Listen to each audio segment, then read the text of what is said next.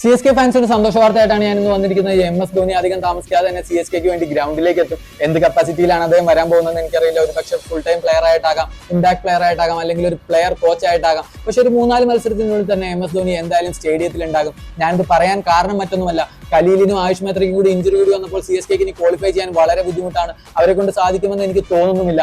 So ആ ഒരു situation വന്നു കഴിയുമ്പോൾ CSK അവരുടെ വജ്രായുധം ഉപയോഗിക്കും. അവർ ധോണിയെ മുമ്പിൽ നിർത്തിക്കൊണ്ട് അവരെ ഇൻഎഫിഷ്യൻസികളെല്ലാം മൂടി വെക്കാൻ ശ്രമിക്കും. കഴിഞ്ഞ 2 വർഷമായിട്ട് CSK ചെയ്തു വരുന്ന ഇതാണ്. ഈ വർഷം തുടക്കം തൊട്ട് CSK ചെയ്യാൻ ശ്രമിക്കുന്നതും ഇത് തന്നെയാണ്. ആദ്യത്തെ മത്സരം CSK തോറ്റു കഴിഞ്ഞപ്പോൾ കാഫ് ഇഞ്ചുറി ഉണ്ടായിരുന്ന MS ധോണി പ്രാക്ടീസ് തുടങ്ങി എന്ന് പറഞ്ഞ് അവരൊരു ലീക്ക് പുറത്തുവിട്ടു. അത് കഴിഞ്ഞ് MS ധോണി ഇന്ന് ഫിറ്റാകും, നാളെ ഫിറ്റാകും, ഇന്ന് കളിക്കും, മറ്റന്നാൾ കളിക്കും, പിറ്റന്നാൾ കളിക്കും എന്ന് പറഞ്ഞ ആകാംക്ഷ ജ്വലിപ്പിച്ചുകൊണ്ടിരിക്കുകയാണ്. ഇവഞ്ച്വലി CSK ഫെയിൽ ആയി കഴിയുമ്പോൾ അവർ MS ധോണിയെ ഇറക്കി വിടും. അത് കണ്ട് നിങ്ങൾ സന്തോഷിക്കേണ്ട എന്നൊന്നും ഞാൻ പറയുന്നില്ല. പക്ഷെ നിങ്ങൾ ചോദ്യം ചോദിക്കേണ്ടവരോട് ചോദ്യം ചോദിക്കുക തന്നെ വേണം. മാനേജ്മെന്റ് ആയിക്കോട്ടെ, കോച്ച് ആയിക്കോട്ടെ, ക്യാപ്റ്റൻ ആയിക്കോട്ടെ, അവരുടെ എല്ലാവരുടെയും ഇൻഎഫിഷ്യൻസിയെ നിങ്ങൾ ചോദ്യം ചെയ്തുകൊണ്ടിരിക്കണം. ഇല്ലെങ്കിൽ വരും വർഷങ്ങളിൽ ഒന്നല്ലെങ്കിൽ നിങ്ങൾ കളിയാക്കിക്കൊണ്ടിരുന്ന ടീമുകൾ നിങ്ങളുടെ കൂടെ എത്തും, ഇല്ലെങ്കിൽ നിങ്ങളുടെ മുമ്പിൽ കയറി പോകും. സോ അത് മനസ്സിൽ വെക്കുക.